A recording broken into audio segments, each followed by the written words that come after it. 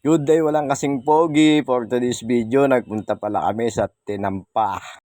Yan po yan sa Bicol Region, Camarines Sur. Niyaya pala tayo ng mga Velasco family para mag-swimming sa dagat. Marami pong salamat, Family Velasco. Thank you so much. At ito na nga, nagsakay na kami ng bangka kasi masyadong malayong lalakadin. Kaya mas mabilis pag nagbangka, nag-alkala na lang pala kami ng bangka dyan para mas mabilis kaming makarating doon sa pupuntahan namin. Sobrang ganda pala ng view pag nasa bangka ka at napakasalamig ng hangin. Tamang video lang, pang pa-remembrance sa pag-uwi ng Bicol. Ito na nga po.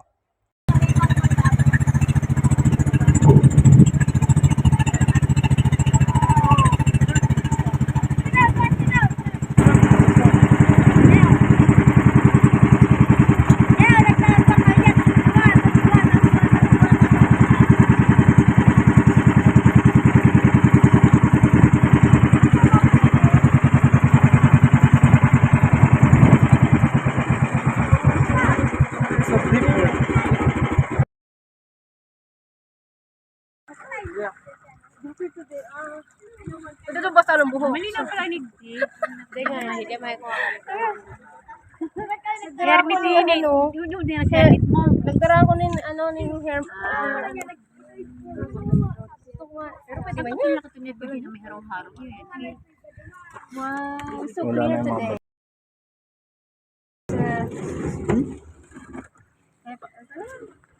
At ito na nga po, nakarating na po kami sa aming pagliliguan. Dito po kami sa ilalim ng punong kahoy, nagka-cottage. Kita nyo yung buhangit, parang white sand, parang rin kaburakay. Shout out pala mga taga Camarines Sur, salamat. At napakaganda ng mga tanawin dito at napakalinis. At nag-iyaho na pala kami dyan ng pork chop, mga kapogi. Yung ulamin namin at pupulutanin. At ito, tamang picture muna habang kumakain, pang remembrance. Marami palang baon silang pagkain dyan, kaya enjoy ako at nabusog. Salamat sa inyo. At may bumisita pala ditong bantay ng mga sundalo. At pinagbabawal nilang magkalat sa mga tabing dagat. Ang kalat daw ay dapat din dalhin at ipunin, huwag kung saan itapon. Tama po sila.